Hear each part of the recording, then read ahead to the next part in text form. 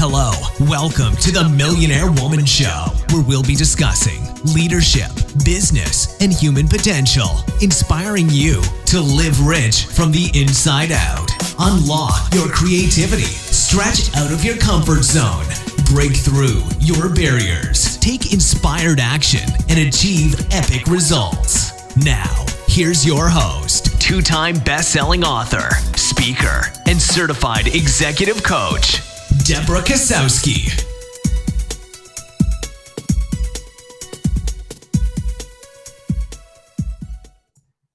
Hello, everyone, and welcome to the Millionaire Woman Show. And we're in such a treat. You know, we talk about leadership principles, we talk about business principles, and part of human potential is being able to thrive, live a rich life of abundance. And today, my special guest, Elena J. Forbes, is a profit strategist. She works with entrepreneurs and professionals to learn how to grow their wealth and cash flow to achieve an abundant lifestyle. She empowers clients to fulfill their numbers, eliminate money leaks and debts, and create a wealth plan so they can invest in anything that they want and stand out as leaders in their industry. Elena went from being a young single mother living in a low-income housing to becoming debt-free, owning her own home, as well as cash-flowing rental property, and co-owns a seven-figure business. Elena has become the go-to experts for entrepreneurs, professionals to learn her step-by-step formula to go from running a stressful business to efficiently building profit and wealth in your company and life. She believes that financial empowerment is the key to having everything you want. And no matter where you are today, you can achieve this level of wealth and cash flow success. Welcome to the show, Elena. Thank you so much for having me. I'm excited. I love this topic. I love leadership. I love talking about money and business. So I'm excited. Well, there's so much going on, and we talked a little bit recently. Yeah. And, you know, when we think about finances, it's not a hot topic it is a hot topic now. But years ago, our parents maybe never talked about it as much as maybe they should have. And what do you find with families and companies or business owners that you work with? What is that common denominator when it comes to money? Yeah, so a lot of times families don't necessarily talk about money like you said. So money becomes this thing that we don't really want to talk about. We don't want to look at it. So we kind of like put a block up, especially in business when we're looking at our numbers or even our personal finances. We a lot of times just ignore what's happening. So whether we're getting into debt or whatever it looks like for you, a lot of times we'll just ignore it. We'll keep putting things on credit. We want a lot of things. And I think that comes from like family and also just like growing up in society. We have access to a lot more TV and we get to see a lot of things like as far as like MTV houses and stuff like that, where you know, when I was younger, you didn't have those things. So I know this generation definitely like they see all of these things and there's almost like this level of thinking that we should have all that. And it almost goes into like, I guess you can call it like a jealousy, or it could be like, oh, I don't have that. And so it's almost a restricted instead of like gratitude, like we talked about. It's almost really going into restriction instead of like being grateful for all of the things that we do have, because most of us are, you know, richer than 90% of the world if we really look at it. So yeah, we are blessed and we have a lot of opportunities that we may not even look at.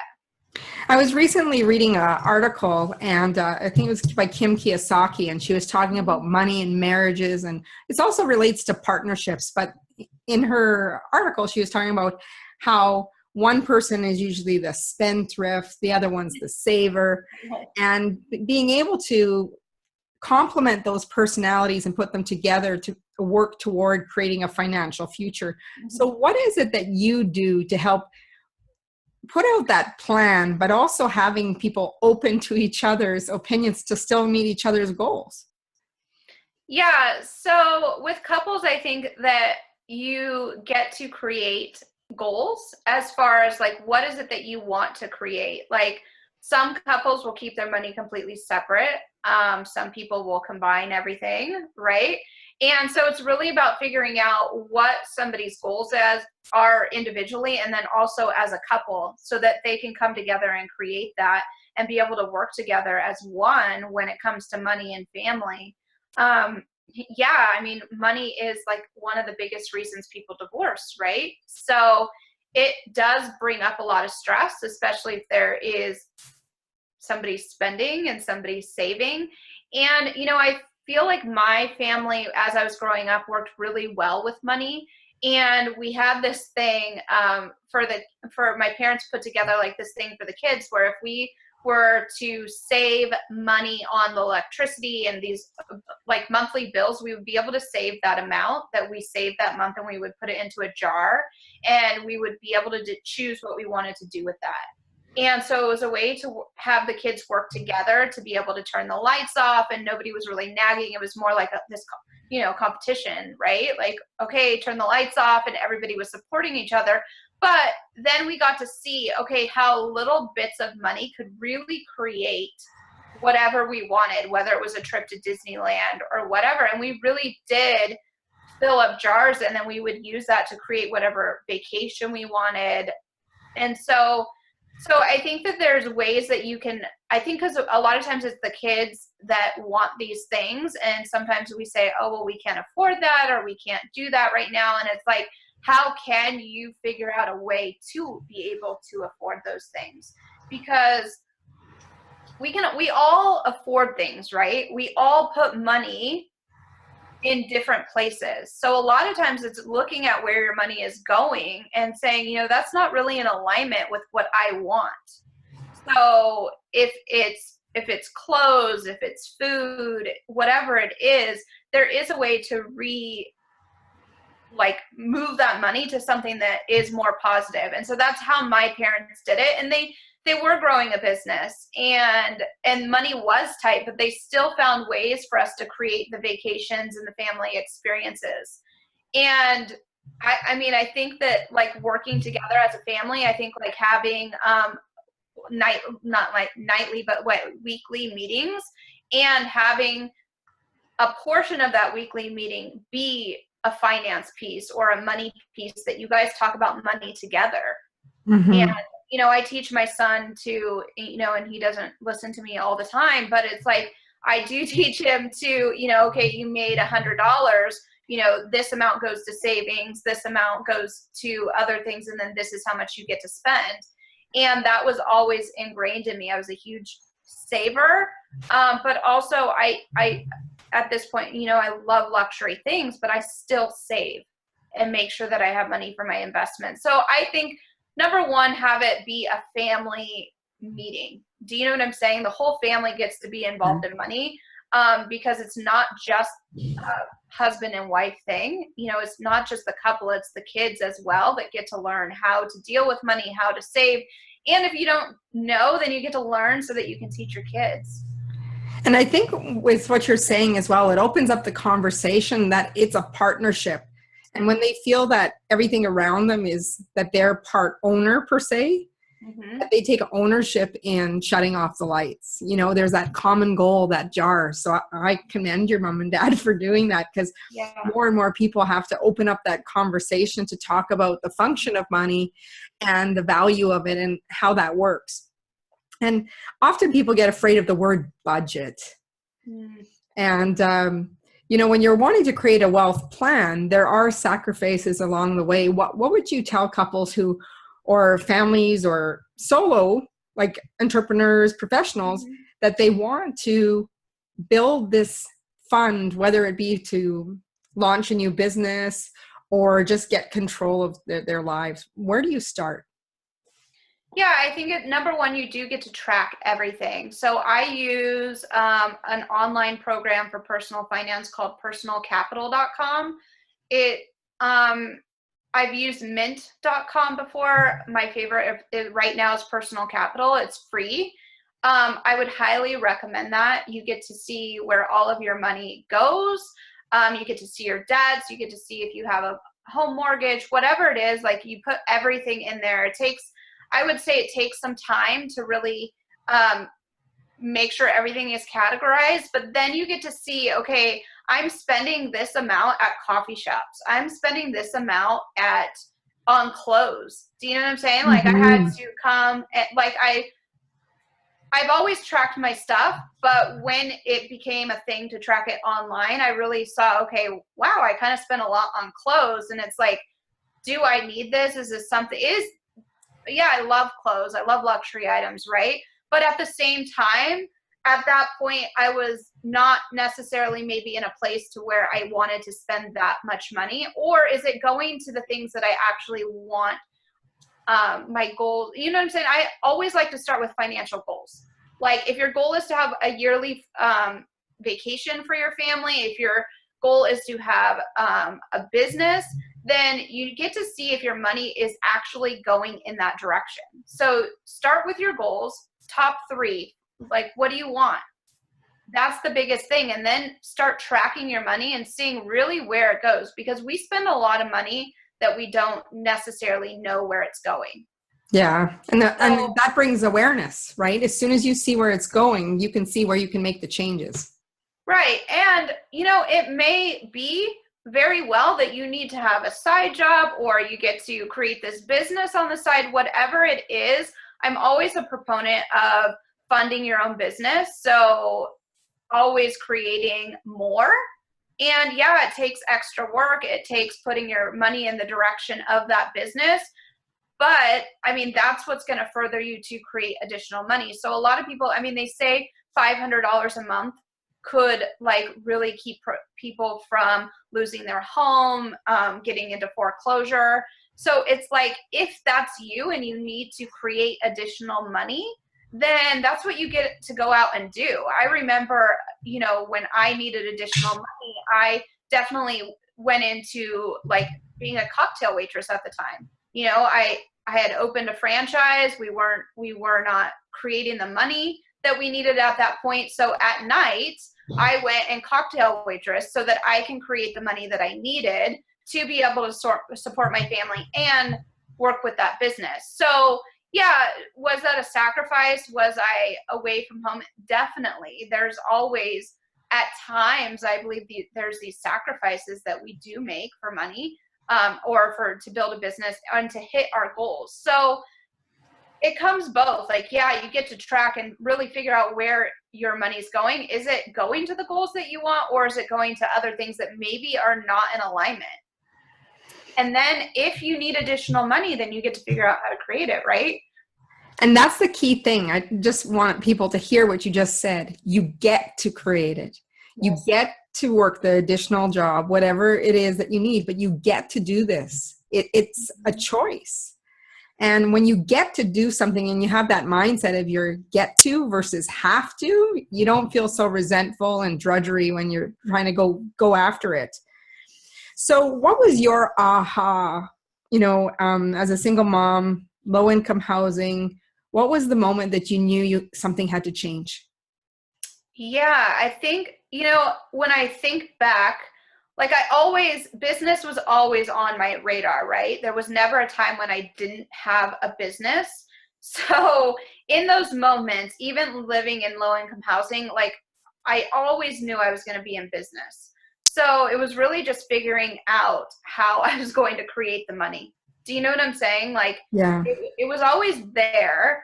At that time, I wasn't in the best relationship. So there were moments where I was like, this definitely has to change. And I took action, to be honest. Like I moved out, I separated from my son's father.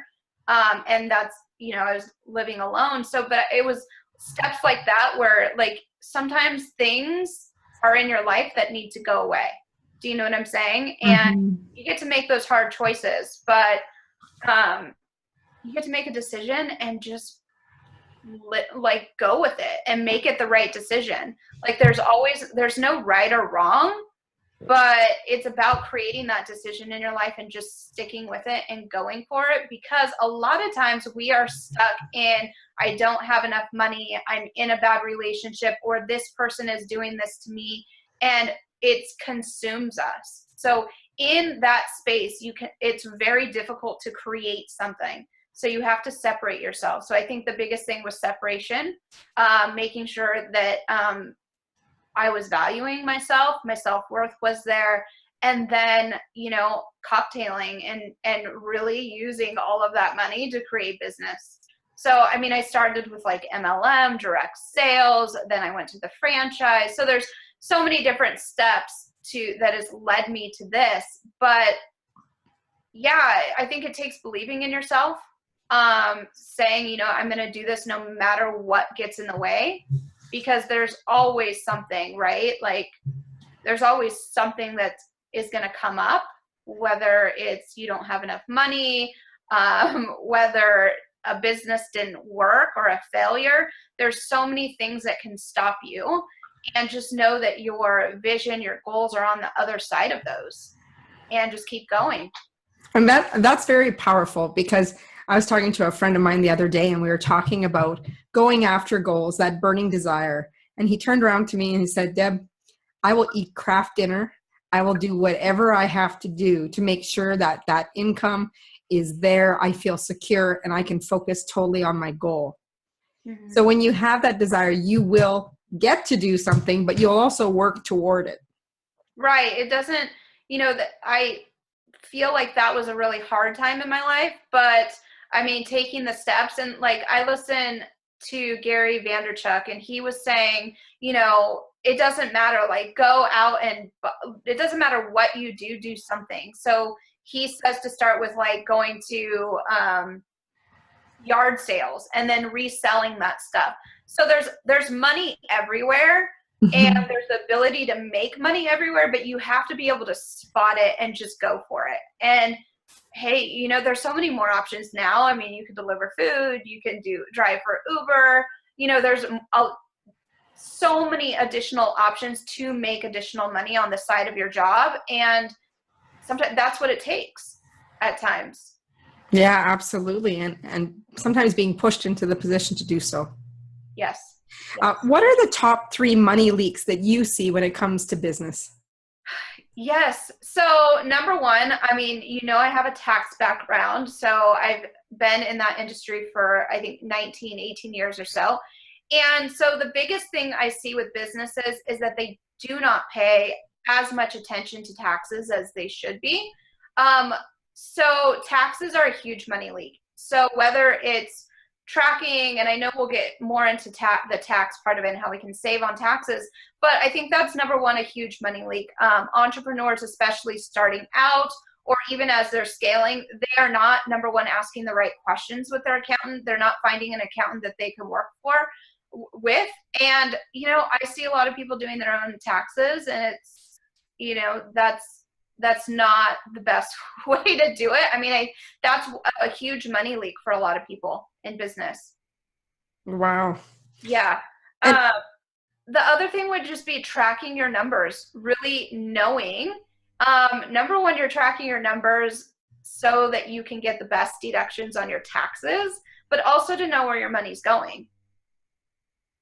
And a lot of times, so I've ran into, I've come across a ton of business owners that aren't doing they're not doing the bookkeeping, or they're doing it like on Excel spreadsheets, which if you're doing it on Excel spreadsheets, I guess it's a start, but you really need to get an accounting software or a bookkeeper.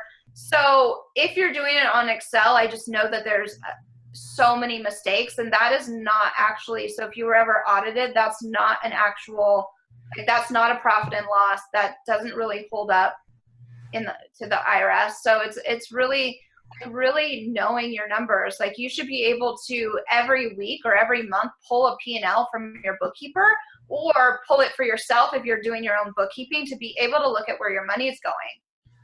And so that's one of the biggest things that I see business owners either, it's like in a corporation or a big company, because we're working with a ton of solopreneurs and small business, right? Or that's who I work with mostly.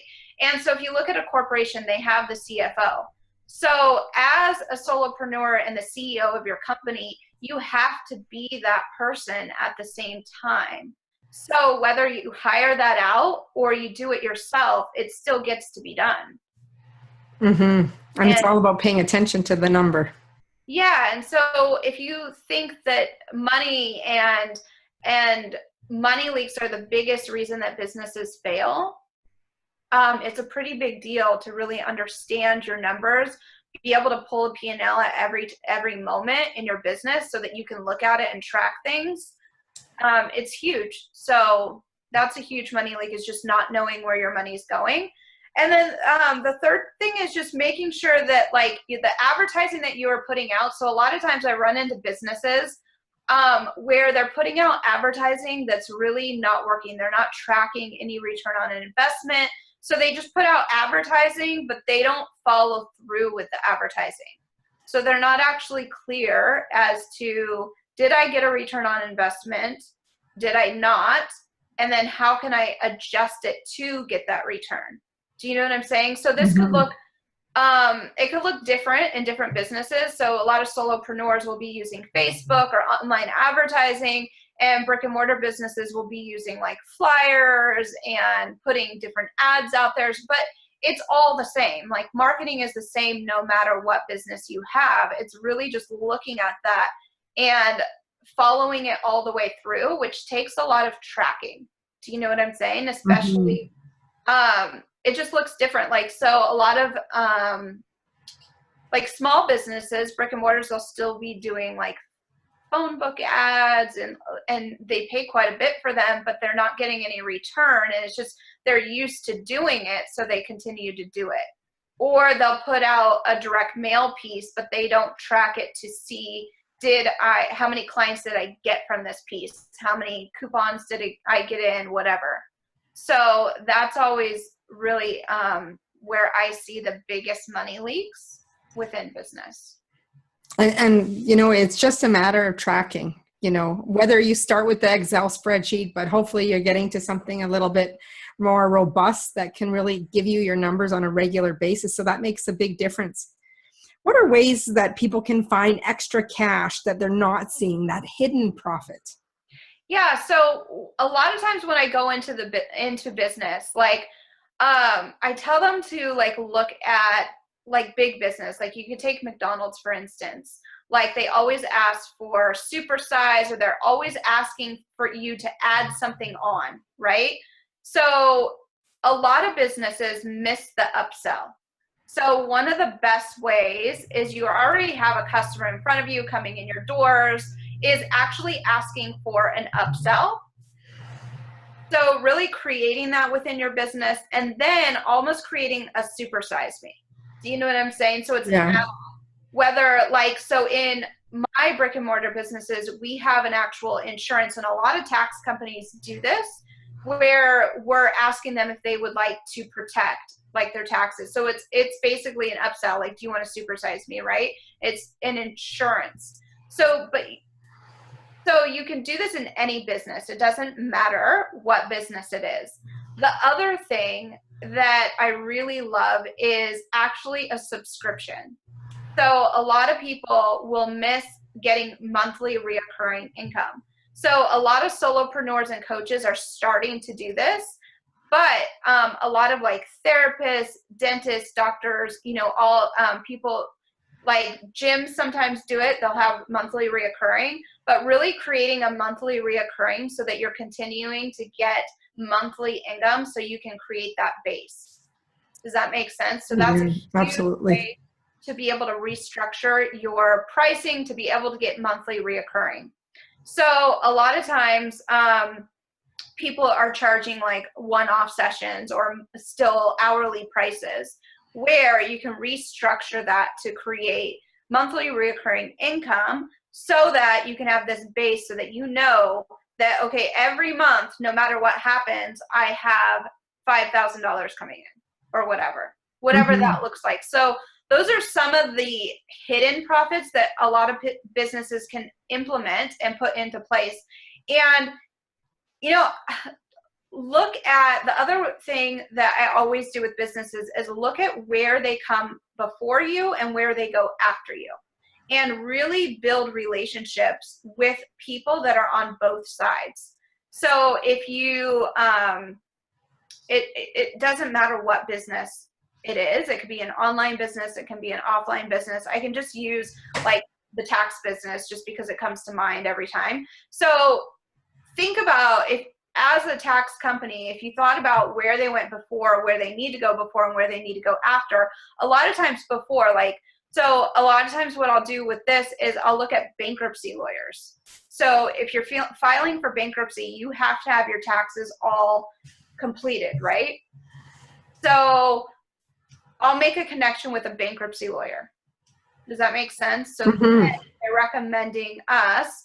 So I found the person before and really build a connection with them. So it's really about knowing where people go before and after your business, and how can you create connections to be able to create partnerships so that you're getting recommendations in. So that's another huge one for a lot of people, that people kind of just miss money that's coming in or going out. And that just seems so simple. Like, you have to leverage those relationships so that there creates that win-win. Right. It's all about creating the win-win. And I love to look at like what, like sometimes we separate online and offline business so much, and we're like, oh, this only works for online, this only works for offline. But it's really like looking at big business and seeing what they're doing. Do you know what I'm saying? Like with email marketing is so huge that a lot of brick and mortar businesses don't use. Solopreneurs are starting to really like list building is the thing, right? But how can you use what other businesses are doing in your email marketing, or what are big businesses doing that you can create like a special for? Do you know what I'm saying? You could do it in any business. So look at the companies that really, like, I like to look at Lululemon. One of the things that they do is so their shops are in malls, right? But they will have yoga classes right outside their shop. So this is a great example. Like, just think about what they are doing. They are saying, yes, come do yoga right in front of my store, and then come shop. Do you know what I'm saying? I mean, they do it all across the world. So it's a great way to look at different ways that big business is doing marketing that you can pull into your business. Mm-hmm. That's just one example. I mean, Lululemon has grown like so fast, right? And then if you look, I don't know, God, it was a celebrity that created this business. Anyways, it's an active wear. So what they did with this active wear is that they created a membership. So once a month, they're going to, and don't quote me on exactly like this part of it, but this is the main strategy, right? They are going to send you a new outfit every single month, and you're charged, just say $60 every single month. So what they did with that is they created that base. They created a membership for activewear. Like, that's not something that was done before. Do you see what I'm saying? Yeah. So that is like, so you can look at that and you can see like, wow, that's an amazing idea. Like, how can I use that to kind of implement into my business? It may not be exact, but it's a way that you can create additional hidden profit that you didn't realize that was even there. Mm-hmm. So it seems so simple, right? Like, but when you're so close to it, you don't always see what's around you. Right. And a lot of times when you're in your business, you don't necessarily see those things. And that's why coaching is so amazing. It's because, number one, we don't know what we don't know, and we can't see what we can't see. And so it's really like, even in my business, I mean, I do have a business coach, because a lot of times you're kind of like blind to, because you're in the situation, you're trying to get the clients, you're trying to do all these things. And a lot of time we're working in our business and not on our business. Do you know what I'm saying? Yes, and so it's like, how do we get away from working in our business all the time? So that's like, for me with the taxes and stuff, that's been like a huge shift over the last few years, is really reducing my clientele to be able to do other things, because I was working more and more in the business instead of on the business, which creates this glorified job. Do you know what I'm saying? And that's not ultimately why we got into business. So how can we save on some taxes? Yeah, so I love taxes. Nobody says this, right? So taxes are such a boring subject for a lot of people, and I totally get it. I think the biggest thing is, number one, create a connection with your tax advisor. Make sure that you understand what you are signing. So just realize that when you are signing your tax return, although your tax advisor is signing the tax return, you are signing that this is all true and correct. So make sure you know what you're signing. And if you don't, like, look over it, number one. And if something doesn't seem right or you're confused by something, I think it's a really good thing to sit down and say, what is this? Do you know what I'm saying? Like, what is this? What is going on my tax return? Because you are signing it. The other thing is, you should meet with your tax advisor like at least 3 times a year, just so that you're making sure that you are getting everything that you need. All of the deductions. Make sure that your deductions are in alignment. Make sure that you are tracking and not only keeping the actual receipts. So a lot of times when clients are new to me, they will they've either come because they've gotten an IRS letter or they're in an audit or something like that. So they're looking for help within it. And a lot of times the backup that they have is credit card receipts, or like the credit card statements. Mm-hmm. That's not enough. You have to have the receipts and the credit card statements. So it's always making sure that you're getting the deductions, but also I think the biggest thing too is creating a plan, like a long-term plan, because there's all these things that you can do on a short-term basis to save taxes. And I know we're talking to an international group here, and just know that even though a lot of my lingo may be like for US, most taxes all over the world, there's the same, you get the same deductions. You know, businesses have more deductions than people that don't. So basically, your number one best investment is your business, and number 2 is real estate. So I always work with those, you know, business. I always have a business. I always have real estate, and that's because they're the best tax deductions. So with that, you get to create, you know, you get to basically, all deductions can be deductible in the right circumstance. Do you know what I'm saying? So you have to create the circumstance to be able to get the deductions. So when I travel, I make sure that it is a business trip. That means that I am working for however many hours I need to work. It's like 4 hours. Some international is different, but the concept of this is the same. You can write off your travel and make it a work trip. Well, I work with family. We do family trips. That is tax deductible because we are creating and working for part of the time.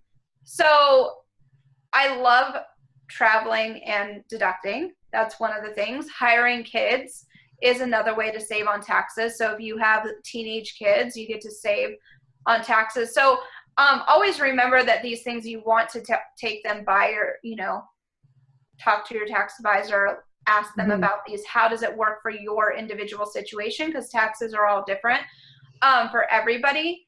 But those are some of the things that you can do. And it's really just tracking, like tracking. I know it's boring, but you can't get the deduction unless you track it. So everything that you purchase, like a lot of times at this point, we're paying quite a bit in tax. Like California, you could be anywhere from like the 50%, a lot of times anywhere from 15 to 50, right? So if 50% of your money is going to taxes, that means every dollar you spend, you can get a deduction of 50 cents. So like all your deductions are like dollar bills. Like, and so you really got to keep track of that. And when you do, then you can put that extra money back into your business. And that's what I love, is that the deductions that you get to put that money back into your business. So there's so many different deductions that you can get. And it's really about connecting with your tax advisor, making sure that you're asking the right questions. So become somewhat educated. And you know, I have an ebook. It's on my website, and it's for entrepreneurs, and it's like how to save $1,000 on taxes. And I wrote it. It's a very short ebook, but it gives really cool examples of what each individual deduction could do for you. Do you know what I'm saying? So I literally am calculating in there. So, and I wrote it a few years ago, so the numbers are not exact at this moment, but it's a great, really quick read so that you can be more educated when you're talking to your tax advisor. Because a lot of people say, oh, well, you know, my tax advisor handles that. I don't have anything to do with my taxes. And that's just, it's kind of a misconception because they can't necessarily do your taxes without your input. You know what I'm saying? So you get to be educated about it so that you can ask educated questions and be able to get the deductions and the credits, because credits are always great too. But it's about getting the right ones and making them work for you. Yeah, and when you're signing it too, right? As you mentioned, if you're signing off, you got to have truth statement there. Right. And so, I mean, the tax advisor is not necessarily responsible if the IRS comes back and you're audited and you don't have proof. And this is always the thing too, is, you know, the burden of proof is on you as the taxpayer. So it's opposite of a criminal case, right? Criminal, they have to prove you're guilty. Mm-hmm. It's opposite when we're talking about taxes. So we get to prove that all of these deductions, all the income we put on our taxes is correct. And if we don't, then the deductions can be taken out. And, you know, I have so many stories of going to audits and stuff like that where, you know, they didn't have proof. And so the IRS just deletes all of those expenses. So you don't want to really be in that situation. I've personally been audited twice, where they audited 4 different returns, and every single year I won the audit. But not only did I win the audit, they actually owed me additional money. So I went through with a fine-tooth comb and made sure that I had everything in order to go in. Organization is key when you're dealing with the IRS. You know, they're human, they have a job to do. And to be honest, like if you come in there and you have boxes, because I've had a client come in and they had boxes, like the auditor is just like, no, this is not going to work. And so it doesn't go as simply, you know what I'm saying? And I would never recommend anybody go to their own audit. That never goes good. Yeah, it doesn't sound very good. So what are some of the biggest mistakes you see business owners make when it comes to money? And it sounds like, yeah, mentioned one big one there is you got to keep good paperwork and stay organized on everything. Yeah, so of course, stay organized, keep good records. Remember, you are the CFO of your business, the CEO and the CFO. Do you know what I'm saying? You're the chief financial officer.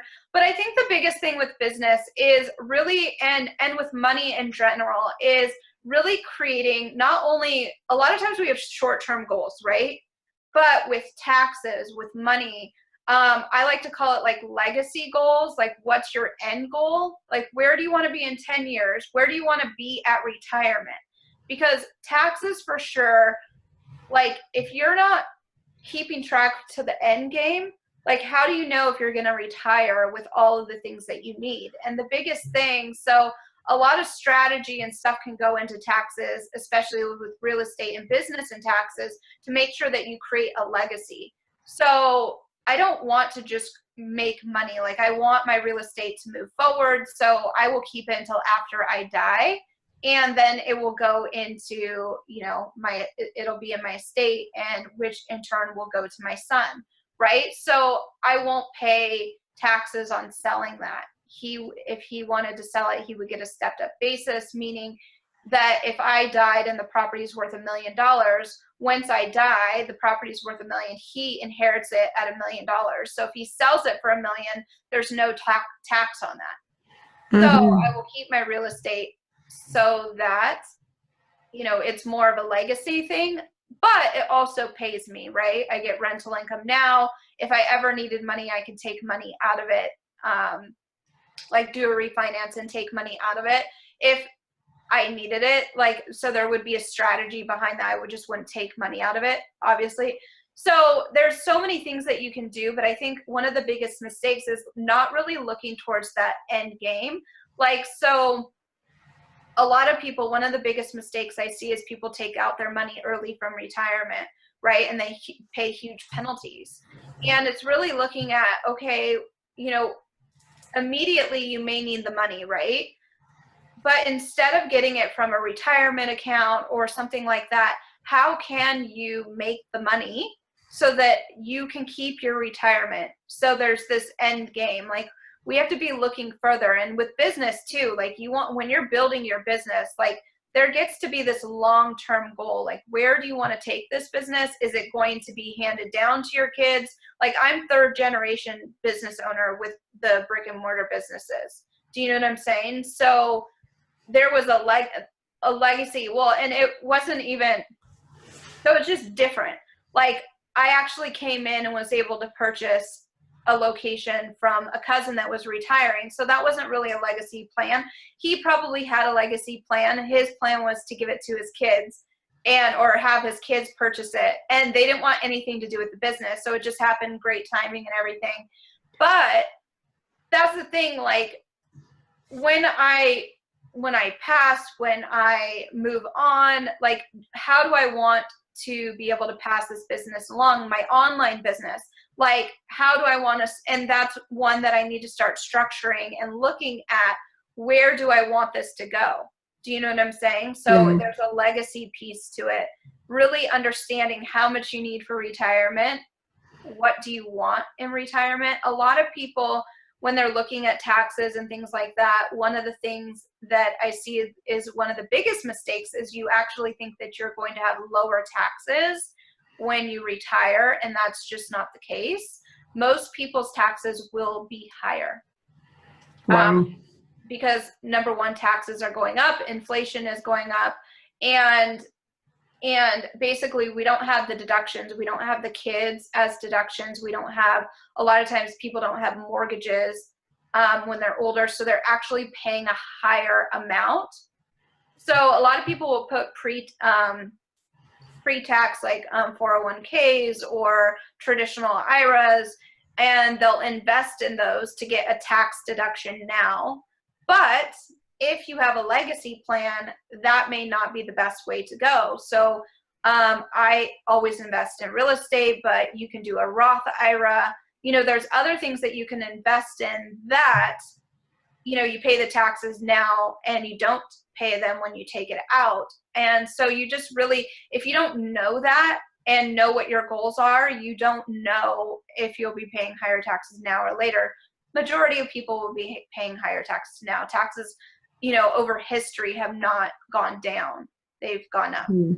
So, you know, it's really looking at what your goals are, and always remember that your number one investment is a business and number two is real estate. And I think that if you remember those things, then you can work towards that. I mean, not everybody wants to own rental properties and stuff like that, and I totally get it. But, you know, it is one of the best investments. So. And there's a solution for that. There's people called property managers who love to do that. So you can have the benefits of both worlds. Yeah. So there's always a way, right? Absolutely. Absolutely.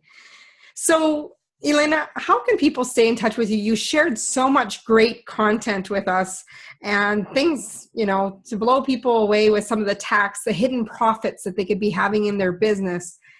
But how can they stay in touch with you so they can learn more about what you're doing and how you serve? Yeah, so you can come to my website. It's elenajforbes.com. You know, you can book an appointment. I have a little pop-up there. You can book a call to talk with me. You can find me on like probably every social media site. So you can reach out to me every way. You know, we're doing an online summit, so I don't know if we can put that down Absolutely. below, at some point. But yeah, I think I'm pretty easy to reach out to. I think the biggest way is just to book a 30-minute, like, let's chat call with me. If you have any questions, reach out. Message me on Facebook, however, whatever works for you. I'm pretty easy. And I'm very excited to be a guest on Elena's Summit. It's called Money in the Bank. You will find more information. We'll put it in the link below so that you can follow along and go into my newsletter. And that way we know we're going to have an email going out to make sure you know about it and you don't miss a beat. So go to www.deborahkozowski.com, sign up. You'll also get a free gift for signing up. The free MP3 download of the 10 surefire strategies to boost your productivity and performance. We want to thank you, Elena, for coming on the show, sharing your wisdom and knowledge. It's great chatting with you. We can talk all day, I know. Yes, thank you. It was so fun, and I hope you guys enjoyed it and got a lot out of it. It was great for me. What is one final message that you want to leave business owners, the entrepreneurs and professionals who are, thinking, what am I going to do now? Yeah, I guess I would say, if you don't know what you're doing, or if sometimes we are at a fork in the road, there's no right or wrong choice. It's really about making decisions. So one of my mentors, Shanda Sumter, always says, people that make money make decisions, and they make decisions quickly, and they make the decision right. You know what I'm saying? They follow it all the way through. Mm-hmm. And so that always sticks with me. And I practice decision making at all the time, whether it's okay, what do I want for dinner? It's just make a decision. So that it's like a muscle that you can continue to work with. But I think just making a decision and following it all the way through, there is no right or wrong way. And guess what? You can't fail unless you quit.